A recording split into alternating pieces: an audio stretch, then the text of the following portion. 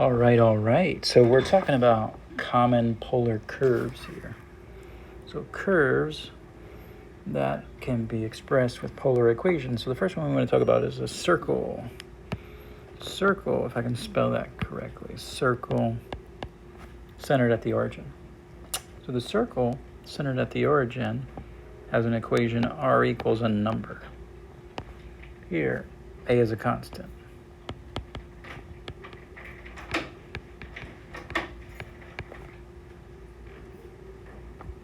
So let me graph this by putting a vertical axis and a horizontal axis.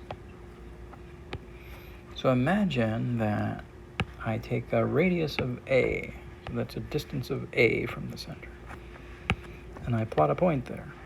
And let's say I maintain that constant distance, like my radius is always A. So I maintain that constant distance, and I'm going to rotate my angles. So right now my angle's at 0. I'm going to go up to pi over 4, then pi over 2, then 3 pi over 4, then pi, and 5 pi over 4, then 3 pi over 2, and then back all the way around to the beginning. That's at 2 pi. So let me try that one more time. Drawing that a little bit better. So maintaining a constant radius of A. Okay, that's not good, is it? Let me try that one more time. Okay, that's maybe my best. That's a radius of A. So, for example, if we had r equals 3, we would go down a radius of 3 and draw a circle. So I'm drawing these directional arrows. So it starts here, here, when the angle is 0 and when the radius is A, and it rotates all the way around back to that point. So this is when the angle is going from, I guess the angle is going from theta 0 to 2 pi. Okay, so another one we can think about is when you have, let's say, a diagonal line through the origin.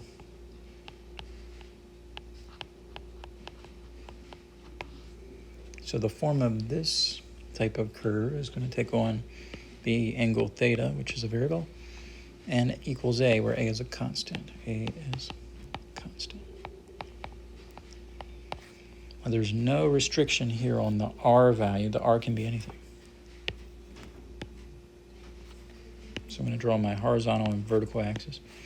So let's say I take an angle of A here, right? I rotate an angle of A.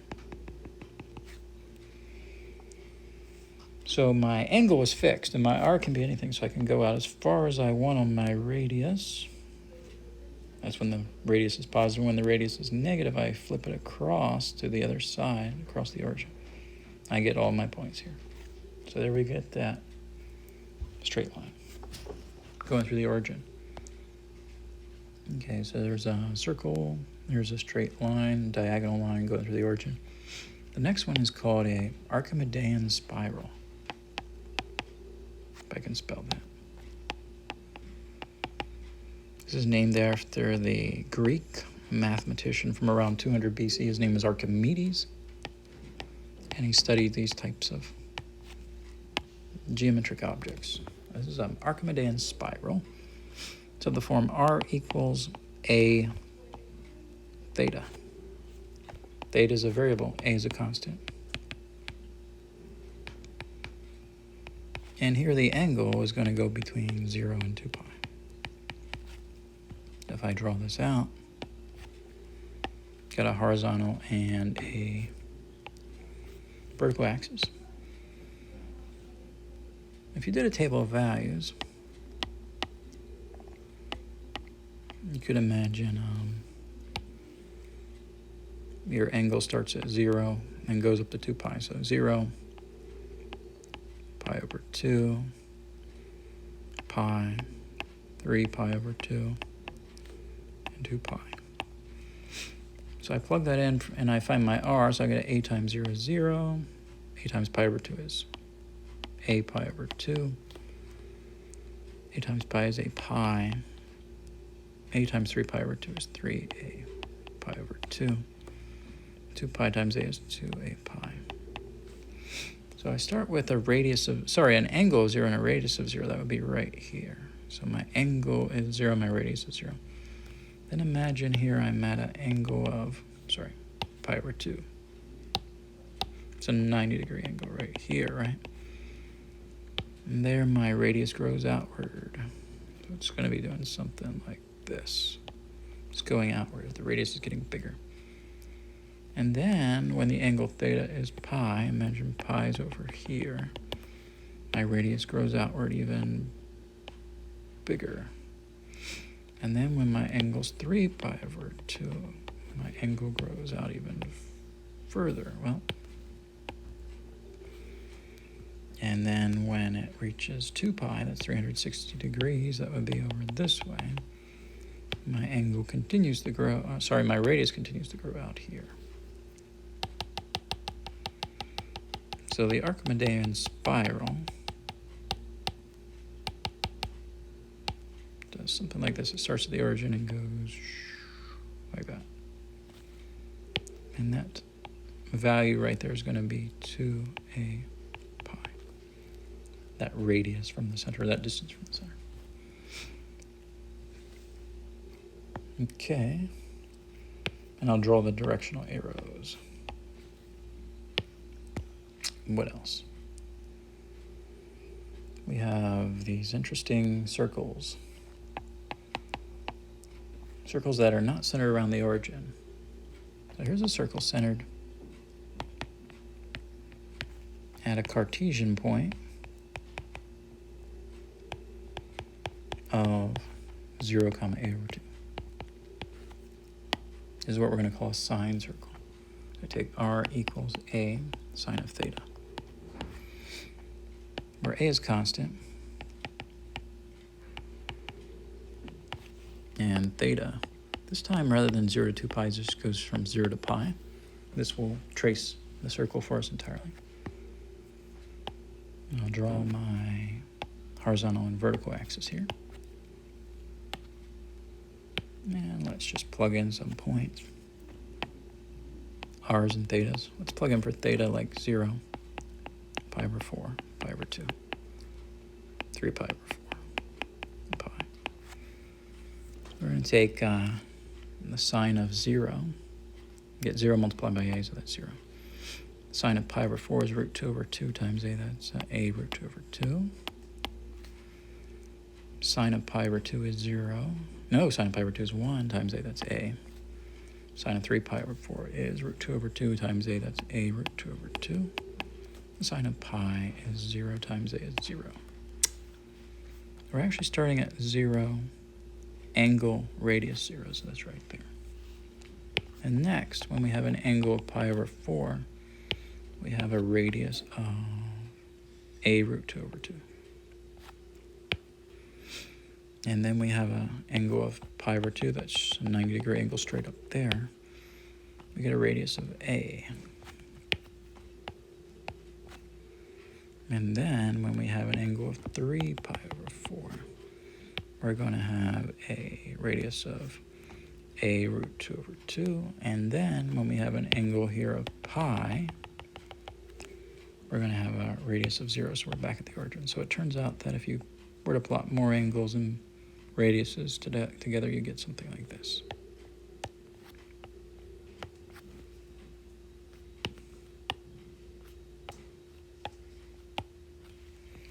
You get a circle like that. And your starting point here, ooh, that was wrong. Your starting point is right, well, that's not right. Your starting point's right here. And it goes counterclockwise.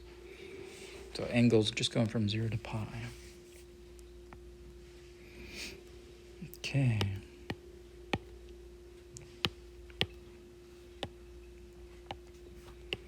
Okay, I want to do another circle similar to that one. This one is going to be called sometimes a cosine circle. A circle centered at a Cartesian point. A over 2 comma 0. Now this one's going to be r equals a cosine of theta. A is going to be constant again. It's just a number. And again, your angle's from 0 to pi. So rather than being more of a vertical kind of circle, this one's going to be more of a horizontal circle. So rather than being along the vertical axis, it's going to be on the horizontal axis. If I can get my pen to write, there it goes.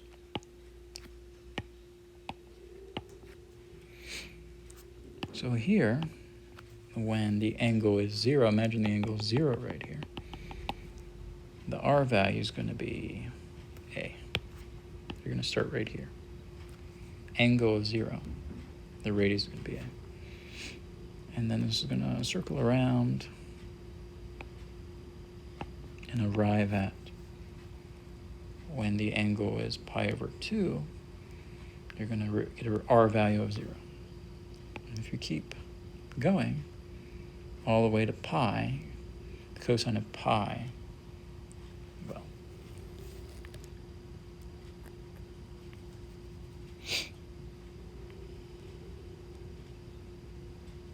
cosine of pi is going to be -1. You multiply that by a, you get r is -a. Now let's think about that for a second. So the angle is actually over here, right? The angle's pi. And rather than going out on this side, we're doing -a, so we have to flip it back over there on that side. So, yeah. So that's what our r equals a cosine theta looks like. It's a circle that starts right here and goes around like that. All right, so we got these cool circles. Now we want to look at cardioids.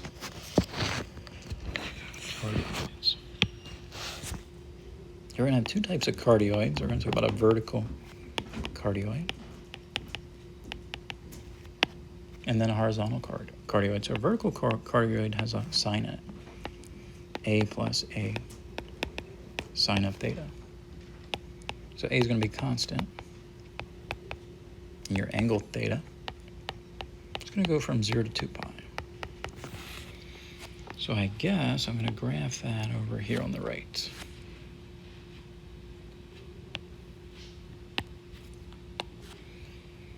Now to get a feel for this, how this works, I'll do a table of values, r's and thetas. Let's say we pick theta to be between b0, pi over 4, pi over 2, 3 pi over 4, pi, let's see what else, 5 pi over 4, 3 pi over 2, 7 pi over 4, and 2 pi. So we're going to plug these values in for theta and figure out what the r values are. So we're going to get sine of 0 is 0. So we get a plus 0 is a. Sine of pi over 4 is root 2 over 2, so we're going to get a plus a root 2 over 2. Sine of pi over 2 is 1, so we're going to get a plus a times 1, or 2a. Sine of 3 pi over 4 is root 2 over 2, so we're going to get a plus a root 2 over 2. Sine of pi is 0, so we're going to have a plus a times 0, just a. Sine of 5 pi over 4 is going to be negative root 2 over 2, so we're going to have a plus a times negative root 2 over 2, or a minus a root 2 over 2. Sine of 3 pi over 2 is negative 1, so we're going to have a plus a times negative 1, a minus a is 0. Sine of 7 pi over 4 is minus root 2 over 2, so we're going to have a minus a root 2 over 2. And sine of 2 pi is 0, so we're going to have a plus a times 0, just a. Flatten this out. Here's a distance of a, here's a distance of a, here's a distance of 2a. So I'm starting at radius of a and an angle of 0, that's right here. The angle 0, the radius is a. So at pi over 4, that's a 45-degree angle, I go out a distance of a plus a root 2 over 2, that's about here. when I'm at pi over 2, that's a 90-degree angle straight up here. I'm going on a distance of 2a. And when I'm at, let's see, 3 pi over 4, that's right here, I'm going on a distance of a plus a root 2 over 2. It's about here. And when I'm at pi, that's this angle here, 180 degrees, I'm going on a distance of a. And when I'm at, let's see, 5 pi over 4 right here, I'm going on a distance of a minus a root 2 over 2. That's about maybe here. And at 3 pi over 2, that's a 270-degree angle right here. I'm going a distance of 0, so I'm back at the origin. 7 pi over 4, that's right here. I'm going on a distance of a minus a root 2 over 2. That's about here. And then when I'm at 2 pi, that's 360 degrees, the same place as 0. I'm at a distance of a right here. So I'm actually starting here and going...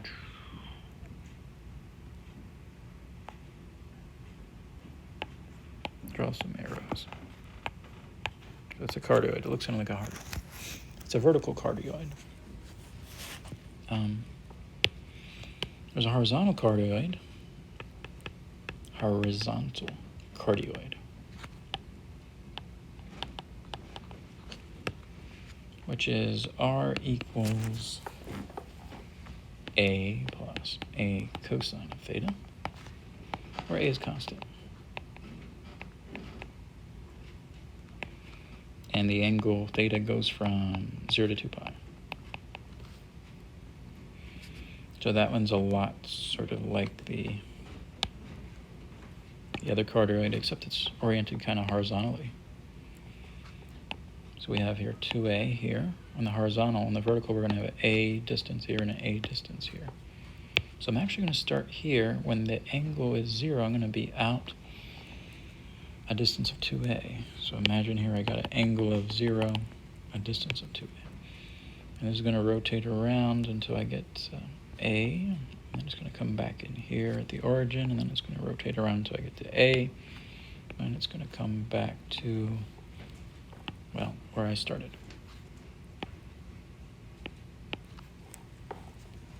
And this is the starting place here. So a cardioid, horizontal.